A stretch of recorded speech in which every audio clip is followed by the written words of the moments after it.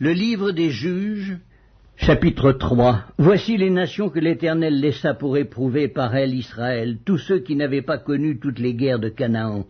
Il voulait seulement que les générations des enfants d'Israël connussent et apprissent la guerre, ceux qui ne l'avaient pas connue auparavant. Ces nations étaient les saints princes des Philistins, tous les Cananéens, les Sidoniens et les Éviens qui habitaient la montagne du Liban, depuis la montagne de Baal-Hermon jusqu'à l'entrée de Hamath. Ces nations servirent à mettre Israël à l'épreuve afin que l'Éternel sût s'ils obéiraient au commandement qu'il avait prescrit à leur père par Moïse. Et les enfants d'Israël habitèrent au milieu des Cananéens, des Hétiens et des Amoréens, des Phéréziens, des Éviens et des Jébusiens. Ils prirent leurs filles pour femmes, ils donnèrent à leurs fils leurs propres filles, et ils servirent leurs dieux. Les enfants d'Israël firent ce qui déplaît à l'Éternel, ils oublièrent l'Éternel, et ils servirent les Baals et les idoles. La colère de l'Éternel s'enflamma contre Israël, et il les vendit entre les mains de Cushan-Rishathaïm, roi de Mésopotamie. Et les enfants d'Israël furent asservis 8 ans à Cushan-Rishathaïm. Les enfants d'Israël crièrent à l'Éternel, et l'Éternel leur suscita un libérateur qui les délivra, Othniel, fils de Kénaz, frère cadet de Caleb. L'esprit de l'Éternel fut sur lui. Il devint juge en Israël et il partit pour la guerre. L'Éternel livra entre ses mains Cushan-Rishathaïm, roi de Mésopotamie, et sa main fut puissante contre Cushan-Rishathaïm. Le pays fut en repos pendant 40 ans, et Othniel, fils de Kénaz, mourut. Les enfants d'Israël firent encore ce qui déplaît à l'Éternel, et l'Éternel fortifia Églon, roi de Moab, contre Israël, parce qu'ils avaient fait ce qui déplaît à l'Éternel. Églon réunit à lui les fils d'Ammon et les Amalécites, et il se mit en marche. Il battit Israël, et ils s'emparèrent de la ville des palmiers. Et les enfants d'Israël furent asservis 18 ans à Églon, roi de Moab. Les enfants d'Israël crièrent à l'Éternel, et l'Éternel leur suscita un libérateur, Éhud, fils de Guéra, benjamite, qui ne se servait pas de la main droite. Les enfants d'Israël envoyèrent par lui un présent à Églon, roi de Moab. Éhud se fit une épée à 2 tranchants, longue d'une coudée, et il la ceignit sous ses vêtements au côté droit. Il offrit le présent à Églon, roi de Moab. Or Églon était un homme très gras. Lorsqu'il eut achevé d'offrir le présent, il renvoya les gens qui l'avaient apporté. Il revint lui-même depuis les carrières près de Gilgal, et il dit « Ô roi, j'ai quelque chose de secret à te dire. » Le roi dit « Silence !» et tous ceux qui étaient auprès de lui sortirent. Éhud l'aborda comme il était assis seul dans sa chambre d'été et dit « J'ai une parole de Dieu pour toi. » Églon se leva de son siège. Alors Éhud avança la main gauche, tira l'épée de son côté droit et la lui enfonça dans le ventre. La poignée même entra après la lame, et la graisse se referma autour de la lame, car il ne retira pas du ventre l'épée qui sortit par derrière. Éhud sortit par le portique, ferma sur lui les portes de la chambre haute, et tira le verrou. Quand il fut sorti, les serviteurs du roi vinrent et regardèrent, et voici, les portes de la chambre haute étaient fermées au verrou. Ils dirent sans doute, il se couvre les pieds dans la chambre d'été. Ils attendirent longtemps, et comme ils n'ouvraient pas les portes de la chambre haute, ils prirent la clé et ouvrirent, et voici, leur maître était mort, étendu par terre. Pendant leur délai, Éhud prit la fuite, dépassa les carrières, et se sauva à Séhira. Dès qu'il fut arrivé, il sonna de la trompette dans la montagne d'Éphraïm. Les enfants d'Israël descendirent avec lui de la montagne, et il se mit à leur tête. Il leur dit, « Suivez-moi, car l'Éternel a livré entre vos mains les Moabites, vos ennemis. » Ils descendirent après lui, s'emparèrent des gués du Jourdain vis-à-vis de Moab, et ne laissèrent passer personne. Ils battirent dans ce temps-là environ 10 000 hommes de Moab, tous robustes, tous vaillants, et pas un n'échappa. En ce jour, Moab fut humilié sous la main d'Israël, et le pays fut en repos pendant 80 ans. Après lui, il y eut Shamgar, fils d'Anath. Il battit 600 hommes des Philistins avec un aiguillon à bœuf. Et lui aussi fut un libérateur d'Israël. Le livre des Juges, chapitre 4. Les enfants d'Israël firent encore ce qui déplaît à l'Éternel après qu'Éhud fut mort, et l'Éternel les vendit entre les mains de Jabin, roi de Canaan, qui régnait à Hatzor. Le chef de son armée était Sisera, et habitait à Haroshet Goïm. Les enfants d'Israël crièrent à l'Éternel, car Jabin avait 900 chars de fer, et il opprimait avec violence les enfants d'Israël depuis 20 ans. Dans ce temps-là, Déborah, prophétesse, femme de Lapidoth, était juge en Israël. Elle siégeait sous le palmier de Déborah, entre Rama et Bethel, dans la montagne d'Éphraïm. Et les enfants d'Israël montaient vers elle pour être jugés. Elle envoya appeler Barak, fils d'Abinoam, de Kedesh Nephtali, et elle lui dit, « N'est-ce pas l'ordre qu'a donné l'Éternel, le Dieu d'Israël? Va, dirige-toi sur le mont Tabor, et prends avec toi 10 000 hommes des enfants de Nephtali et des enfants de Zabulon.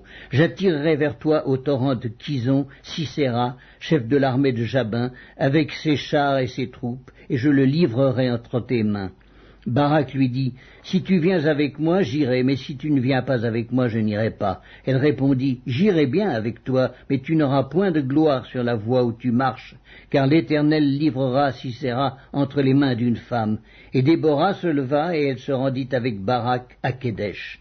Barak convoqua Zabulon et Nephtali à Kedesh. 10 000 hommes marchèrent à sa suite, et Déborah partit avec lui.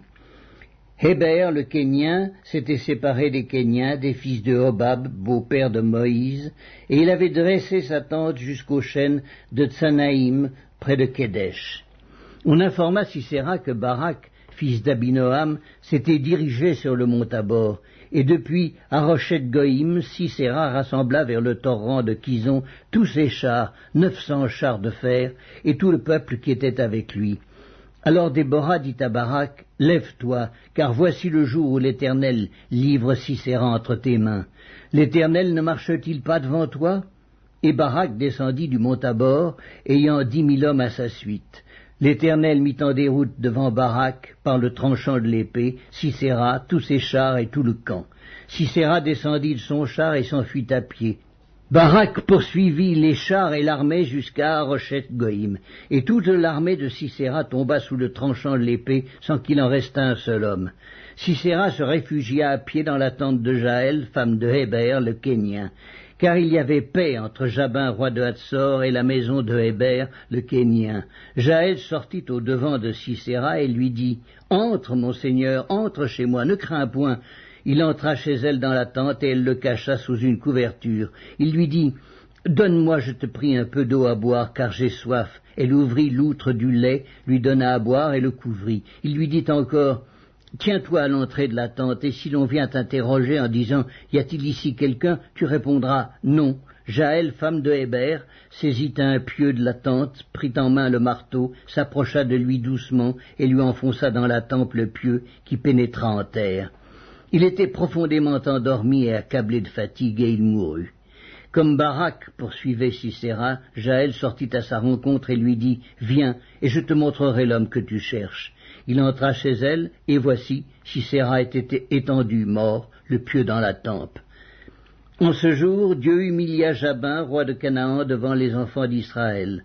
Et la main des enfants d'Israël s'appesantit de plus en plus sur Jabin, roi de Canaan, jusqu'à ce qu'ils eussent exterminé Jabin, roi de Canaan. Le livre des Juges, chapitre 5. En ce jour-là, Déborah chanta ce cantique avec Barak, fils d'Abinoam. Des chefs se sont mis à la tête du peuple en Israël, et le peuple s'est montré prêt à combattre. Bénissez-en l'Éternel. Roi, écoutez, prince, prêtez l'oreille. Je chanterai, oui, je chanterai à l'Éternel, je chanterai à l'Éternel, le Dieu d'Israël. Ô Éternel, quand tu sortis de Séhir, quand tu t'avanças des champs d'Édom, la terre trembla et les cieux se fondirent, et les nuées se fondirent en eau. Les montagnes s'ébranlèrent devant l'Éternel, ce Sinaï devant l'Éternel, le Dieu d'Israël. Au temps de Shamgar, fils d'Anath, au temps de Jaël, les routes étaient abandonnées, et ceux qui voyageaient prenaient des chemins détournés. Les chefs étaient sans force en Israël, sans force. Quand je me suis levé, moi, Déborah, quand je me suis levé comme une mère en Israël, il avait choisi de nouveaux dieux. Alors la guerre était aux portes. On ne voyait ni bouclier ni lance chez 40 milliers en Israël. Mon cœur est aux chefs d'Israël, à ceux du peuple qui se sont montrés prêts à combattre. Bénissez l'Éternel. Vous qui montez de blanches ânesses, vous qui avez pour siège des tapis, et vous qui marchez sur la route, chantez. Que de leur voix les archers du milieu des abreuvoirs célèbrent les bienfaits de l'Éternel, les bienfaits de son conducteur en Israël. Alors le peuple de l'Éternel descendit aux portes. Réveille-toi, réveille-toi, Déborah, réveille-toi, réveille-toi, dis un cantique, lève-toi, Barak, et emmène tes captifs, fils d'Abinoam. Alors un reste du peuple triompha des puissants. L'Éternel me donna la victoire sur les héros. D'Éphraïm arrivèrent les habitants d'Amalek. À ta suite marcha Benjamin parmi ta troupe. De Makir vinrent des chefs et de Zabulon des commandants.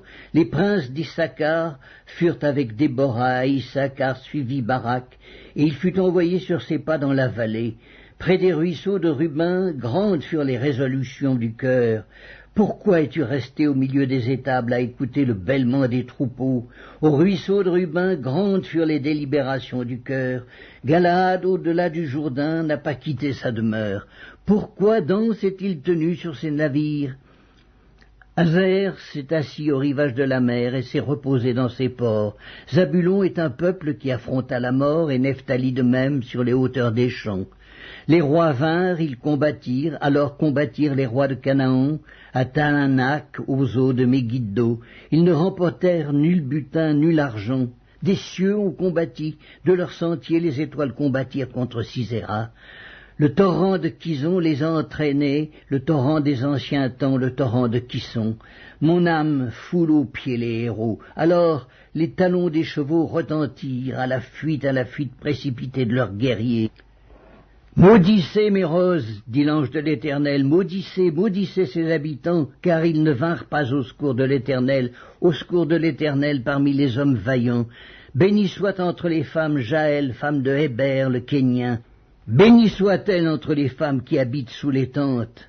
Il demanda de l'eau, elle a donné du lait, dans la coupe d'honneur elle a présenté de la crème. D'une main elle a saisi le pieu, et de sa droite le marteau des travailleurs. Elle a frappé Sisera, lui a fendu la tête, fracassé et transpercé la tempe. Au pied de Jaël il s'est affaissé, il est tombé, il s'est couché. À ses pieds il s'est affaissé, il est tombé. Là où il s'est affaissé, là il est tombé sans vie. Par la fenêtre, à travers le treillis, la mère de Sisera regarde et s'écrie « Pourquoi son char tarde-t-il à venir? Pourquoi ses chars vont-ils si lentement ?»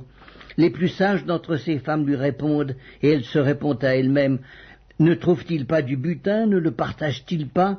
Une jeune fille, 2 jeunes filles par homme, du butin en vêtements de couleur pour Sisera, du butin en vêtements de couleur brodés, un vêtement de couleur, 2 vêtements brodés pour le coup du vainqueur. Périssent ainsi tous tes ennemis, ô Éternel.